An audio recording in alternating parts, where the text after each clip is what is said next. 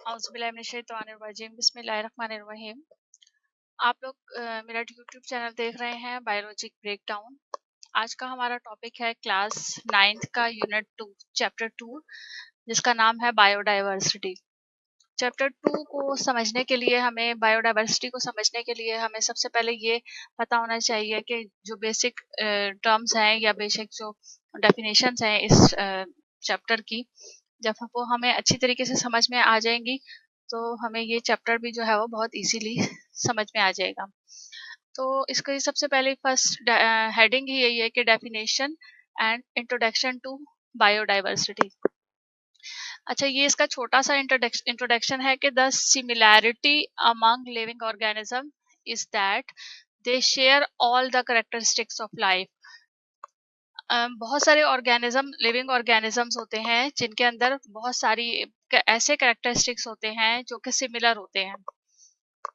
जैसे बहुत सारे लिविंग ऑर्गेनिज्म मूव करते हैं, रेस्पायर सांस लेते हैं, सेंसिटिव होते हैं, न्यूट्रिशन अपनी ग़िज़ा हासिल करते हैं, एक्सक्रीशन का सिस्टम होता है उनके अंदर, और रिप्रोडक्शन और ग्रोथ भी होती है। तो ये कुछ ऐसे कैरेक्टरिस्टिक्स हैं जिनकी बेस पर ऑल लिविंग ऑर्गेनिज्म या most of the living organism जो है वो सिमिलर कहलाते हैं। At the same times, these living things differ from one another and their variety is enormous.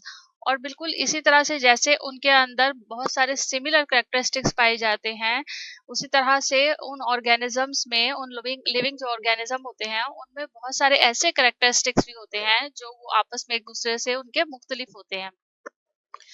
तो यही हमारा यूनिट का जो है वो एम है कि वो कौन कौन से कैरेक्टरिस्टिक्स हैं जिनके बेस पर कुछ ऑर्गेनिज्म जो है वो मुख्तलिफ होते हैं और कुछ ऑर्गेनिज्म जो है वो सेम होते हैं। तो चूंकि इस तरह से ऑर्गेनिज्म होते हैं कि उनके कुछ कैरेक्टरिस्टिक्स सिमिलर हैं और कुछ कैरेक्टरिस्टिक्स डिफर हैं या डिफरेंट है, मुख्तलिफ है, तो उनको हम कैसे कैरेक्टराइज करें, किस तरह से हम उन्हें क्लासीफाई करें, ये एक इस यूनिट के अंदर जो है वो पूरा बताया हुआ है या समझाया हुआ है कि हमें किस तरह से लिविंग ऑर्गेनिज्म को अकॉर्डिंग टू देयर कैरेक्टरिस्टिक्स उनको क्लासिफाई करना होता है।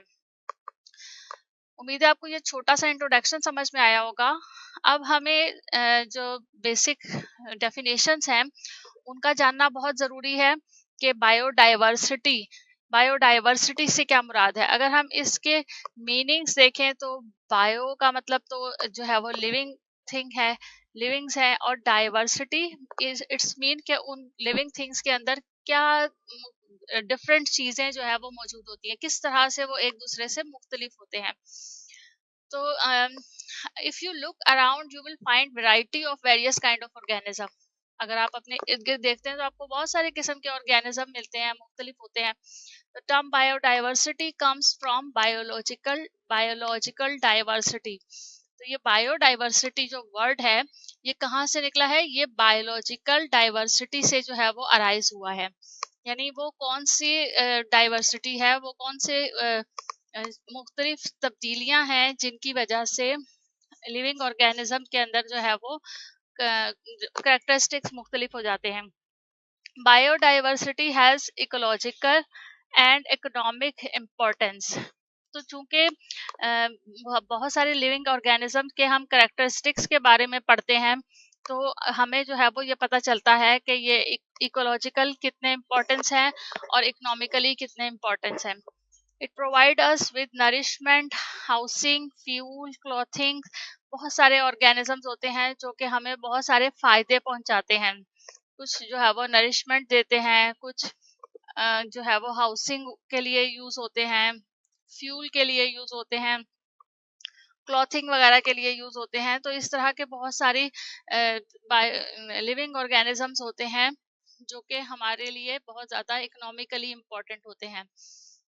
यहाँ पर ये जो डेफिनेशन दी हुई है बायोडाइवर्सिटी की, biodiversity is defined as the variety of living organism on earth के ऊपर जो लिविंग ऑर्गेनिजम्स की बहुत सारी वैरायटी है उसको जो है वो क्या कहा जाता है? बायोडाइवर्सिटी कहा जाता है। नेक्स्ट जो हमारी हेडिंग है वो है क्लासिफिकेशन।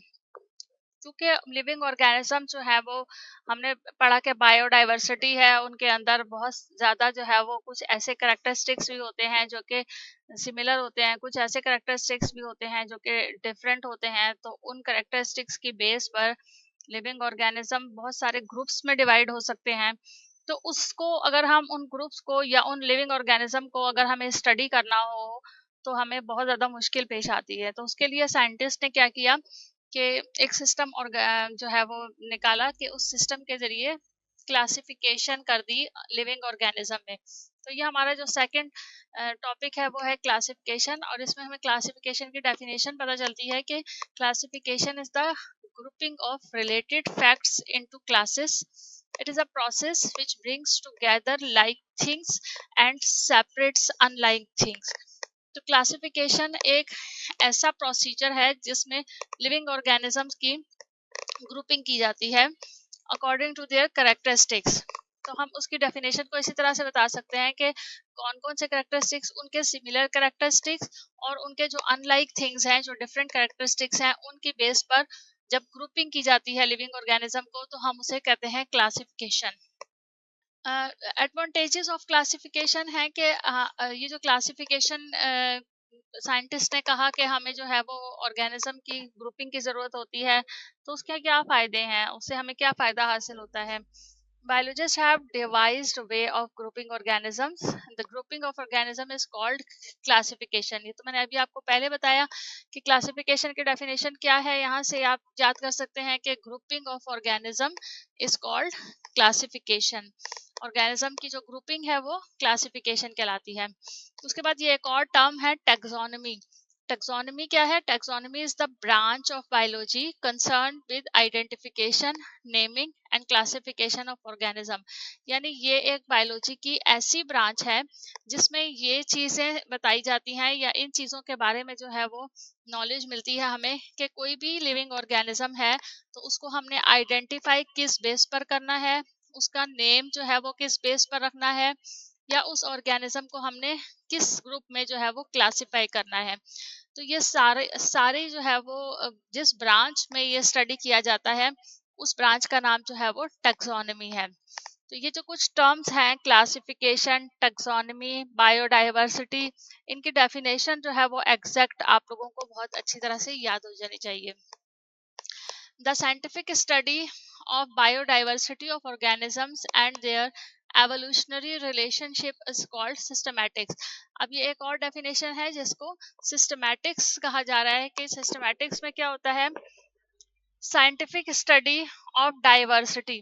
किसी भी ऑर्गेनिज्म के अंदर जो डाइवर्सिटी पाई जाती है, मुख्तलिफ उनमें चीज़ें जो है वो मौजूद होती हैं ऑर्गेनिजम्स में, और उनकी एवोल्यूशनरी रिलेशनशिप यानी उनका आबाओ अजदाद से किस किस आबाओ अजदाद से उनका ताल्लुक है, इस चीज़ की जो स्टडी है वो सिस्टमैटिक्स कहलाती है।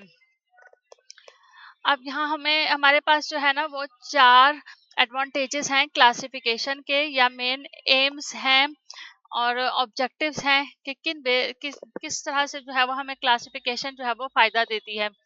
Number 1 is to determine similarities and differences between organism. हमें ऑर्गेनिज्म के दरमियान में सिमिलैरिटीज यानी जो मुशाबे चीज़ें होती हैं, जो सेम चीज़ें होती हैं, एक जैसी चीज़ें होती हैं, उनके बारे में पता चलता है, और जो डिफरेंट मुख्तलिफ चीज़ें होती हैं ऑर्गेनिजम्स में उनके बारे में पता चलता है। सेकेंड इसका एडवांटेज या एम ये है कि to arrange organisms on the basis of similarities and differences. हम इन्हीं सिमिलैरिटीज और इन डिफरेंसेस की बेसिस पर ऑर्गेनिज्म को बहुत अच्छी तरह से अरेंज कर लेते हैं। थर्ड इसका एम यह है कि identify the organism to study them systematically. हम जब ऑर्गेनिज्म को आइडेंटिफाई कर लेते हैं तो हम उसे सिस्टमैटिकली जो है वो स्टडी कर सकते हैं, इजीली स्टडी कर सकते हैं। नंबर 4 एम यह है कि to find out evolutionary relationship among organism. Organism के दरमियान में जो एवोल्यूशनरी रिलेशनशिप है यानी उनका पिछले अपने ऑर्गेनिज्म के साथ या उनके आबाओ अजदाद के साथ क्या ताल्लुक था, और वो किस एवोल्यूशन से या किस आबाओ अजदाद से ताल्लुक रखते हुए अब की जो है वो फॉर्म में मौजूद है। ये सारी जो है वो स्टडी हमें क्लासिफिकेशन के बेस पर समझने में बहुत ज़्यादा आसानी हो जाती है। ये जो 4 पॉइंट्स हैं, ये अमूमन पेपर में आते होते हैं। क्वेश्चन इसी तरह से बन के आता है कि main aims and objectives of classification लिखें या एडवांटेजेस ऑफ क्लासिफिकेशन जो है वो राइट करें। तो हमें ये 4 पॉइंट जो है वो एग्जैक्ट इसी तरह से याद होने चाहिए। इसके साथ साथ सिस्टमैटिक की डेफिनेशन पता होनी चाहिए, हमें टैक्सोनॉमी की डेफिनेशन पता होनी चाहिए, क्लासिफिकेशन की डेफिनेशन जो मैंने आपको बता दिया है कि ग्रुपिंग ऑफ ऑर्गेनिज्म है, और बायोडाइवर्सिटी की डेफिनेशन जो है वो पता हो जानी चाहिए होनी चाहिए आपको। ये कुछ टर्म्स हैं जो कि इस चैप्टर की बहुत इंपॉर्टेंट टर्म्स हैं। ये आप लोगों की बेसिक भी जो है वो बनाती हैं। उम्मीद है कि आप लोगों को इंट्रोडक्शन जो है वो बहुत अच्छी तरह से समझ में आ गया होगा। बहुत सारे जो है वो व्यूवर्स जो मेरे सब्सक्राइबर हैं, उनके बहुत जो है वो पुरजोर फरमाइश थी कि आप जो है वो 9th क्लास के जो लेक्चर हैं या जो उनके टॉपिक्स हैं उनको भी आप एक्सप्लेन करें। तो ये मैंने बिल्कुल एक्सप्लेन करने थे। मैं चाह रही थी कि पहले आप लोगों को हर तरह के सारे जो है वो नोट्स प्रोवाइड कर दिए जाएं, ताकि आप लोग जो है वो आराम से अपने नोट्स की जो है वो लर्निंग कर सकें और तैयारी कर सकें, और साथ साथ मैं आप लोगों को कॉन्सेप्ट भी क्लियर करती जाऊं। अब आप लोगों के लिए जो है वो ये टॉपिक्स भी आप लोगों को साथ साथ 9th क्लास के मैं समझा दूंगी, और साथ साथ आप लोगों को पीडीएफ की फॉर्म में नोट्स भी प्रोवाइड कर दिए जाएंगे। इसके अलावा अगर कोई प्रॉब्लम हो, कोई क्यूरी हो, तो ज़रूर आप लोग कमेंट सेक्शन में बताइएगा। हम अपनी जो है वो इम्प्रूवमेंट करने की पूरी कोशिश करेंगे। Thank you so much. अल्लाह हाफिज़।